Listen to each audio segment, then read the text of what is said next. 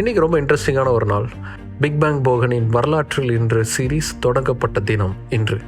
Tension ஆகாதீங்க, சும்மா ஜாலிக்கு சொன்னேன். ஆக்சுவலாக நியூ இயர் அதுவுமா திடீர்னு மழை பெய்ய ஆரம்பிச்சிருக்கு. பல பேருக்கு நியூ இயர் செலிப்ரேஷன் கையில் கொடையோடு தான் போச்சு. அப்படி மழையிலிருந்து நம்மளை காப்பாற்றக்கூடிய அந்த கொடை முதலாக பேட்டன் செய்யப்பட்ட தினம் இன்று. 18ஆம் நூற்றாண்டில் பிரான்ஸ் நாட்டை விதவிதமாக விக் அணியக்கூடிய பழக்கம் வச்சிருந்த 14ஆம் லூயி அரசர் ஆட்சி செஞ்சுட்டு இருந்தார். அவருக்கு புதுமையான விஷயங்களை பார்க்கறதும் கேட்குறதும் ரொம்ப பிடிக்கும். அதுக்காகவே இம்ப்ரெஸ் பண்ணி கல்லா கட்டுறதுக்கு நிறைய பேர் முயற்சி செஞ்சாங்க.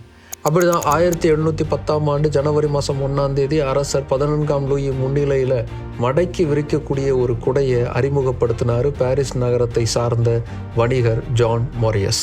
அதுக்கு முன்னாடி இருந்த குடைகளை மடக்கவே முடியாது, விரிச்சபடியே தான் இருக்கும். ஆனால் இவருடைய அந்த கண்டுபிடிப்புங்கிறது குடையை ரொம்ப ஈஸியான ஒன்றா மாற்றிச்சு. எங்கே வேணாலும் எடுத்துகிட்டு போக முடியும், எப்போ வேணாலும் விரிச்சிக்க முடியுங்கிற மாதிரியான வசதியை உருவாக்குச்சு.